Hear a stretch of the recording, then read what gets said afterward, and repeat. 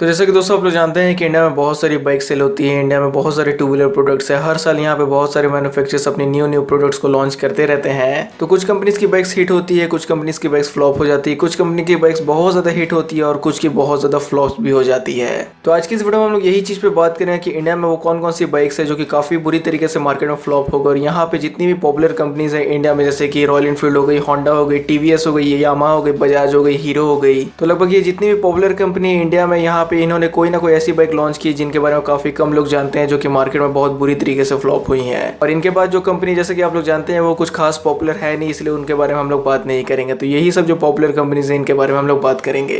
तो अगर आपको सभी इन्फॉर्मेशन चाहिए तो वीडियो को एंड तक जरूर देखिएगा। और वहीं इंस्टाग्राम पे Q&A चल रहा है, तो अगर आप लोगों को कोई भी क्वेश्चन मेरे से पूछना है तो आप इंस्टाग्राम पे पूछ सकते हो। इंस्टाग्राम की लिंक नीचे आपको डिस्क्रिप्शन में देखने को मिल जाएगी। और वहीं अगर आपको वीडियो पसंद आता है तो लाइक जरूर कर दीजिएगा। और जिन लोगों ने अभी तक से सब्सक्राइब नहीं किया उन लोगों को मैं बोलना चाहूंगा कि सब्सक्राइब भी जरूर कर लीजिएगा, ताकि हम लोग जल्दी से जल्दी 200 के सब्सक्राइबर मार्क को अचीव कर पाए। तो आपका ज्यादा समय ना वेस्ट करते हुए चलिए इस वीडियो को शुरू करते हैं। तो दोस्तों यहाँ पर जो 7th नंबर कंपनी, ये कंपनी इंडिया में काफी ज्यादा पॉपुलर है अपनी क्रूजर बाइक्स के लिए। और क्रूजर बाइक्स का नाम सुन के आप लोगों को ये चीज समझ में आएगी कि कौन सी कंपनी की यहाँ पे हम लोग बात कर रहे हैं। तो क्रूजर बाइक्स का नाम सुन के आप लोगों ने गेस कर ही लिया होगा कि यहाँ पे मैं कौन सी कंपनी की बात कर रहा हूँ। तो जी हाँ, यहाँ पे हम लोग बात कर रहे हैं रॉयल एनफील्ड के बारे में। तो आज से तकरीबन 2 साल पहले रॉयल एनफील्ड ने एक बाइक को लॉन्च किया था, और वो जो बाइक थी वो क्लासिक 350 की एक तरह से ऑफ रोडिंग मॉडल थी। तो रॉयल एनफील्ड ट्रायल्स की इमेजेस वीडियोस आपकी स्क्रीन पे अभी डिस्प्ले हो रही होगी, और आप लोग कमेंट सेक्शन में जरूर बताइए कि आपने अपनी एरिया में ये जो बाइक है इसको कभी देखा है या नहीं। तो रॉयल एनफील्ड ने ये ट्रायल्स में 2 बाइक्स को लॉन्च किया था, एक था ट्रायल्स 350 और वहीं दूसरा था ट्रायल्स 500। तो अनफॉर्चुनेटली ये जो दोनों बाइक्स है दोनों ही मार्केट से फ्लॉप हो गई।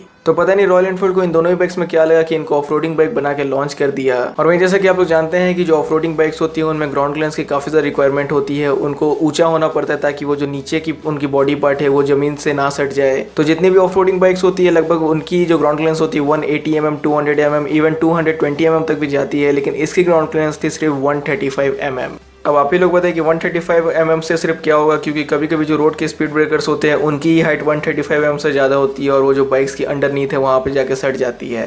तो यहाँ पे मेरा कहने का मतलब सिंपल है कि ये जो बाइक है अपनी पर्पस को पूरी तरीके से फुलफिल नहीं करने पा रही थी। ऑल्दो ये जो बाइक इसको रॉयल एनफील्ड ने एज ऑफ रोडिंग बाइक की तरफ से लॉन्च किया था, और वहीं जैसा मैंने आपको बोल ही दिया कि ये जो बाइक थी ये हार्डकोर ऑफ रोडिंग के लिए नहीं बनी थी, एक तरह की सॉफ्ट रोडर थी। और वहीं इसकी अगर लास्ट एक्स-शोरूम प्राइस की मैं बात करूँ तो ट्रायल्स 350 के लास्ट एक्स-शोरूम प्राइस थी 1,63,000। और वहीं इसकी एल्डर डिस्प्लेसमेंट वाली मॉडल जो थी जिसमें 500 सीसी का इंजन था उसकी लास्ट एक्स-शोरूम प्राइस थी 2.07 लाख। तो दोस्तों यहाँ पर जो 6th नंबर कंपनी इंडिया में काफी ज्यादा पॉपुलर है अपनी वैल्यू फॉर मनी बाइक्स के लिए। और वहीं यहाँ पर हम लोग 6th नंबर बात करें बजाज ऑटो लिमिटेड के बारे में। तो बजाज काफी सारी बाइक्स लॉन्च करते रहता है, लेकिन लॉन्च से ये मतलब नहीं है कि वो सब जो बाइक्स है वो सब हिट की हिट ही होगी। यहाँ पे बजाज के पास कुछ ऐसी भी बाइक्स है जो कि काफी ज्यादा फ्लॉप हो गई थी। लेकिन यहाँ पे बजाज की कुछ जो बाइक्स है वो समय से पहले ही बंद हो गई, लेकिन यहाँ पे बंद से मेरा मतलब ये नहीं कि बजाज की वो सभी बाइक्स फ्लॉप हो गई थी। तो बजाज की बिजनेस पॉलिसी मैंने देखी है कि अगर उन लोगों को कोई भी चीज न्यू लॉन्च करनी रहती है तो वो जो आउटगोइंग मॉडल है उनको बंद कर देते हैं। अगर वो अच्छी सेल भी होती है तो उसके बावजूद भी वो मॉडल को बंद कर देते हैं। जैसे AS150 और AS200 को बंद कर दिया था उन लोगों ने, क्योंकि उन लोगों को दोबारा से NS200 और NS160 लॉन्च करनी थी। और वहीं जैसे TVS में आप लोगों ने देखा है कि अपाची 164V अभी भी नया जनरेशन मॉडल बिकता है, लेकिन पुरानी वाली RTR 162 वेल्व अभी भी सेल होती है। तो बजाज ये चीज नहीं करता है। बजाज की जो पुरानी मॉडल रहती है वो हमेशा बंद हो जाती है अगर कोई भी न्यू मॉडल आती है तो एनीवे ये तो बात की बात है। अगर आपको इस चीज पे कंप्लीट वीडियो देखना है तो आज से 10 से 11 महीने पहले मैंने एक वीडियो बनाया था जिसमें बजाज की सभी बाइक्स को मैंने कवर किया था कि कौन कौन सी बजाज की बाइक्स बंद हो गई, कौन कौन सी फ्लॉप हो गई। तो उसकी लिंक ऊपर आपको आई बटन पे मिल जाएगी। तो मैं आपको बताता हूँ बजाज की उस बाइक के बारे में जो कि मार्केट में काफ़ी कम समय के लिए थी। उस बाइक ने मार्केट में सर्वाइव नहीं किया, और वहीं एक तरह की वो बजाज की सीरीज़ थी और उस सीरीज़ का नाम था बजाज डिस्कवर 150 सीरीज़। और वहीं यहाँ पे आप लोग अब ये मत समझ लीजिएगा कि पूरी की पूरी डिस्कवर सीरीज़ को ही मैं फ्लॉप बोल रहा हूँ। यहाँ पे जैसे आप लोग जानते होंगे पहले समय में डिस्कवर सीरीज़ में काफ़ी सारे इंजन ऑप्शंस आपको मिलते थे, 100 सीसी, 125 सीसी, 150 सीसी। तो 100 सीसी और 125 सीसी वाली डिस्कवर सब जो बाइक्स थी वो सब तो अच्छी सेल हुई, लेकिन ये जो डिस्कवर 150 सीसी वाली बाइक्स थी, जैसे डिस्कवर 150F हो गई, 150S हो गई, ये सब जो बाइक्स थी ये सब काफ़ी ज़्यादा कम सेल हुई हैं। तो अभी आपकी स्क्रीन पे डिस्कवर 150F की इमेज डिस्प्ले हो रही होगी, और यहाँ पे आपको देख के ये चीज़ समझ में आ रही होगी कि इसमें F लगा हुआ है 150 के आगे, जिसकी वजह से इसमें फेयरिंग डिज़ाइन दिया जाता था। और वहीं बहुत लोग उसका फेयरिंग डिज़ाइन कुछ खास पसंद नहीं आता था, लेकिन अगर आप बाकी चीज़ इसमें अगर आप लोग देखोगे तो उसकी प्राइस भी ठीक थी, इंजन में पावर ठीक ठाक मिल जाता था और वहीं इसका जो कर्वेट था वो भी बहुत ज़्यादा कम था 150 सीसी बाइक के अकॉर्डिंग। तो फिर भी ये जो बाइक है और इसकी जो नेकेड सिबलिंग थी 150S, उसकी भी इमेज आपको अपनी स्क्रीन पर भी डिस्प्ले हो रही होगी। तो ये जो दोनों ही बाइक्स थी मार्केट से फ्लॉप हो गई। और तो ये जो दोनों बाइक्स है आज से मार्केट में 5-6 साल पहले सेल हुआ करती थी और उस समय ये जो दोनों बाइक्स की प्राइस थी लगभग एक 125 सीसी बाइक्स इतनी थी। 150 सीसी होने के बावजूद भी ये जो दोनों बाइक्स थी आपको 62,000 से लेकर 65,000 ऑन रोड में मिल जाती थी। और उस समय इसी प्राइस रेंज में हीरो की ग्लैमर आ जाती थी, हीरो की इग्नाइटर आ जाती थी, फिर बाद में और भी ब्रांड्स की बाइक्स आ जाती थी। तो उन सभी बाइक से ये जो दोनों बाइक्स को काफ़ी ज़्यादा कड़ा कॉम्पिटिशन मिलता था।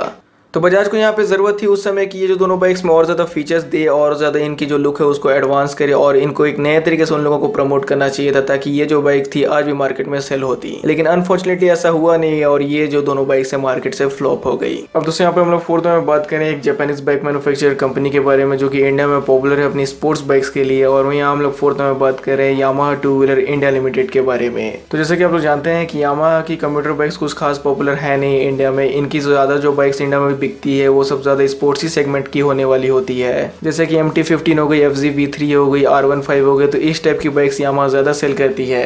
लेकिन अगर बात आती है कंप्यूटर बाइक्स के लिए तो यामाहा का यहाँ पे कुछ अच्छा खासा नाम नहीं है। ऑल्दो आज से काफ़ी समय पहले यामाहा का इस सेगमेंट में भी काफ़ी अच्छा खासा नाम था, लेकिन अब के डेट में यहाँ पे सीन पूरा चेंज हो चुका है। तो यहाँ पे हम लोग यामाहा की वैसी अभी एक कंप्यूटर बाइक के बारे में बात करने वाले हैं जो कि 110 सीसी इंजन के साथ लॉन्च हुई थी और वहीं वो भी जो बाइक थी मार्केट में उतनी अच्छी तरीके से चल पाई नहीं और वो मार्केट से फ्लॉप हो गई।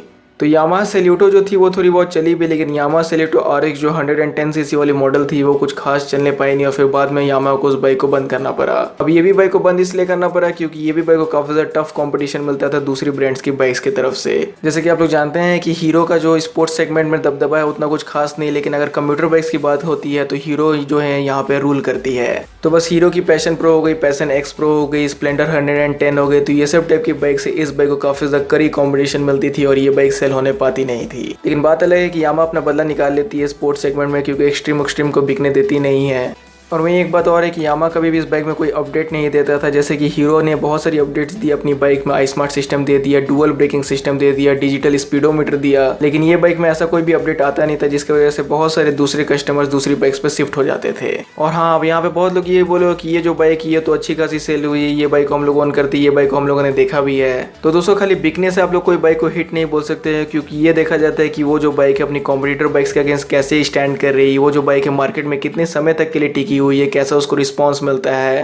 तो काफ़ी सारी फैक्टर्स डिपेंड करती है, तब जाके आप लोग कोई बाइक को बोल सकते हो कि वो जो बाइक है वो हिट बाइक है। अब दोस्तों हम थर्ड में बात करने वाले एक इंडियन बाइक मैन्युफैक्चर कंपनी के बारे में जो कि ऑपरेट करती है चेन्नई तमिलनाडु से। और वहीं यहाँ पर हम थर्ड में बात कर रहे हैं TVS टू व्हीलर्स लिमिटेड के बारे में। तो TVS के बारे में भी जैसे आप लोग जानते हैं कि TVS भी इंडिया में काफ़ी ज़्यादा पॉपुलर है, स्पेशली अपाची सीरीज की वजह से TVS काफ़ी ज़्यादा पॉपुलर है। तो एक तरह से स्पोर्ट्स बाइक भी इनकी अच्छी सेल हो जाती है और वहीं कंप्यूटर बाइक्स भी इनकी अच्छी सेल होती है, लेकिन स्पोर्ट्स थोड़ी ज़्यादा अच्छी सेल होती है कंप्यूटर बाइक से कंपेयर करते हो तो स्पोर्ट्स बाइक अच्छी सेल होती है। इसका मतलब यही है कि कोई स्पोर्ट्स बाइक मैं आपको नहीं बताऊंगा कि TVS की वो फलाना ढिमकाना स्पोर्ट्स बाइक फ्लॉप हो गई थी। तो TVS की कंप्यूटर बाइक मार्केट में सेल हुआ करती थी बहुत समय पहले, लगभग 10 या 12 साल पहले मार्केट में सेल हुआ करती थी। और वहीं वो जो बाइक थी उसे TVS और बजाज की काफ़ी जोर लड़ाई भी हो गई थी। उस पर मैंने एक वीडियो बनाया है, तो अगर आप लोगों ने वो वीडियो को अभी तक से चेकआउट नहीं किया तो ऊपर आई बटन पर लिंक है, वहाँ से क्लिक करके देख सकते हो या नीचे डिस्क्रिप्शन में लिंक मिल जाएगी, वहाँ से आप लोग चेकआउट कर सकते हो। तो TVS की एक ऑफरिंग थी 125 सीसी सेगमेंट में और वहीं ये जो बाइक है बहुत ही कम समय के लिए मार्केट में थी, जिसकी वजह से बहुत ही कम लोगों के पास आपको ये बाइक देखने को मिलती है। अब इस बाइक के चक्कर में TVS और बजाज का लड़ाई क्यों हुआ तो ये चीज मैं आपको बताऊंगा तो वीडियो काफी ज्यादा लंबी बन जाएगी, इसलिए आपको वो वीडियो चेकआउट करना पड़ेगा।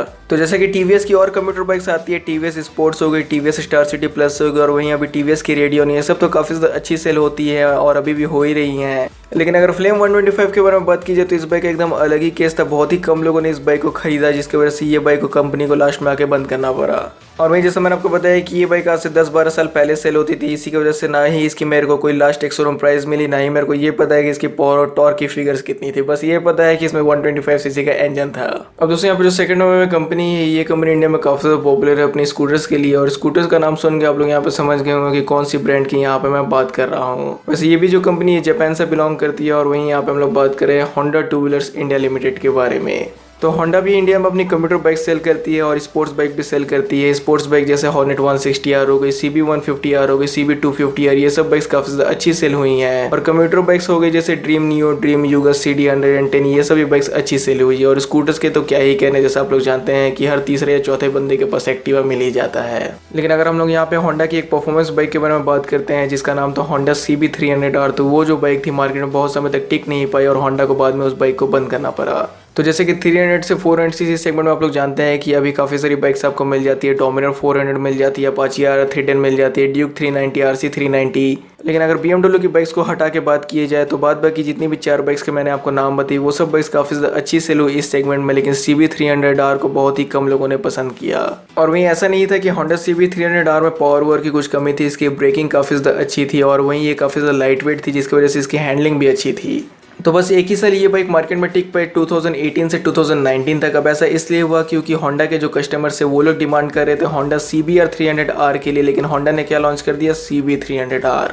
तो जैसे कि इंटरनेशनल मार्केट में होंडा अपनी CBR 300R सेल करती है जिसमें कि ट्विन सिलेंडर इंजन मिलता है, तो इंडिया के भी कस्टमर्स को वो बाइक का डिमांड था, लेकिन कंपनी ने ये बाइक लॉन्च कर दिया। और ये बात कहीं ना कहीं सच भी है क्योंकि ज़्यादातर मैंने लोगों को देखा है कि वो लोग CBR 250R, CBR 300R या फिर CBR 150R के बारे में इंक्वायरी करते हैं। बहुत कम ही लोग CB 150 के बारे में पूछते हैं या फिर बहुत ही कम लोग ये पूछते हैं कि CB 300 का BS6 कब आएगा। तो बस यही सब कुछ रीजंस की वजह से होंडा की ये जो बाइक थी CB 300R ये मार्केट से फ्लॉप हो गई। और वहीं अभी ऐसा कोई भी प्लान नहीं है कि CBR 250R होंडा लॉन्च कर दे अगले साल या फिर CBR 300R लॉन्च कर दे। वैसे अगर कभी भी होंडा CBR सीरीज में न्यू बाइक लॉन्च करती है तो वो सबसे पहले आपको मेरे इंस्टाग्राम पे पता चल जाएगी। तो इसलिए मैं आपको बोलता हूँ कि क्विक अपडेट्स पाने के लिए इंस्टाग्राम पे आप मेरे को फॉलो कर सकते हो। अब दोस्तों फर्स्ट हम बात करने वाले हैं इंडिया की सबसे बड़ी टू व्हीलर मैन्युफैक्चर कंपनी के बारे में। और वहीं ये जो कंपनी है कंप्यूटर सेगमेंट की बाइक्स में तो अपना काफ़ी ज़्यादा दबदबा बना के रखी हुई है, लेकिन जहाँ स्पोर्ट्स बाइक की बात आती है तो ये जो कंपनी कहीं ना कहीं पीछे हट जाती है। अब हीरो के बारे में जैसा कि आप लोग जानते हैं कि भले स्पोर्ट्स सेगमेंट में हीरो का कुछ उतना अच्छा खासा नाम नहीं है, लेकिन जहाँ कंप्यूटर बाइक्स के नाम आती है तो सभी जो ब्रांड्स है वो हीरो से पीछे हट जाती है। तो इसलिए अगर कोई वैसी फ्लॉप बाइक को ढूंढ के निकाला जाए जो कि हीरो की कंप्यूटर बाइक में से हो तो ये तो एक तरह से इम्पॉसिबल है। तो हीरो की यहाँ पे मैं आपको 2 वैसी बाइक्स बताऊंगा जो कि स्पोर्ट्स सेगमेंट से आती थी और वो बहुत ही बुरी तरीके से मार्केट में फ्लॉप हो गई। एक बाइक का नाम आप लोगों को ऑलरेडी पता होगा और दूसरी का भी नाम पता होगा लेकिन आप लोगों को याद नहीं होगा। तो वो जो पहली बाइक है उसका नाम है हीरो इम्पल्स और जो दूसरी बाइक है उसका नाम है हीरो करिश्मा ZMR। तो जैसा कि आप लोग हीरो इम्पल्स 150 के बारे में जानते हैं, वो जो बाइक थी हीरो ने उसको लॉन्च किया था एडवेंचर एंड टूरिंग सेगमेंट में और उसको लॉन्च किया गया था उन लोगों के लिए जिन लोगों को ऑफरोडिंग करनी है। लेकिन अनफॉर्चुनेटली वो जो बाइक थी वो भी मार्केट में बहुत बुरी तरीके से फ्लॉप हो गई। हीरो को बाद में उस बाइक को बंद करना पड़ा क्योंकि वो जो बाइक थी वो हल्की अंडर पावर थी। और करिश्मा ZMR के बारे में तो मैंने सोचा है कि एक डेडिकेटेड वीडियो बनाऊंगा, उसमें आपको पूरा डिटेल में बताऊंगा कि वो जो बाइक थी बार बार क्यों फ्लॉप हो गई। अब ऐसा नहीं है कि हीरो ने उस बाइक पे बिल्कुल ध्यान नहीं दिया, हीरो ने उस बाइक को बहुत बार नए तरीके से लॉन्च करने की कोशिश की, लेकिन वो जो बाइक थी वो बार बार फ्लॉप ही हो गई। फिर बाद में हीरो ने भी ठान लिया कि अब नहीं करेंगे लॉन्च। तो हीरो की यही दोनों बाइक्स थी, करिश्मा ZMR और हीरो इम्पल्स 150, जो कि मार्केट में बहुत बुरी तरीके से फ्लॉप हो गई। अगर आप लोग चाहते हो कि करिश्मा ZMR पे मैं डेडिकेटेड वीडियो बनाऊँ तो कमेंट सेक्शन में ज़रूर बताइएगा। तो दोस्तों बस आज के वीडियो में इतना ही, जहाँ पे मैंने आपको बताया वो सब कंपनीज की बाइक्स के बारे में जो कि मार्केट में टिक नहीं पाए, जो कि मार्केट से फ्लॉप हो गई। तो अगर आपको वीडियो अच्छा लगता है तो जरूर से लाइक कर दीजिएगा। अगर आप लोगों ने चैनल को सब्सक्राइब नहीं किया तो सब्सक्राइब भी कर दीजिएगा। और वहीं आपको वीडियो देखने के लिए थैंक यू।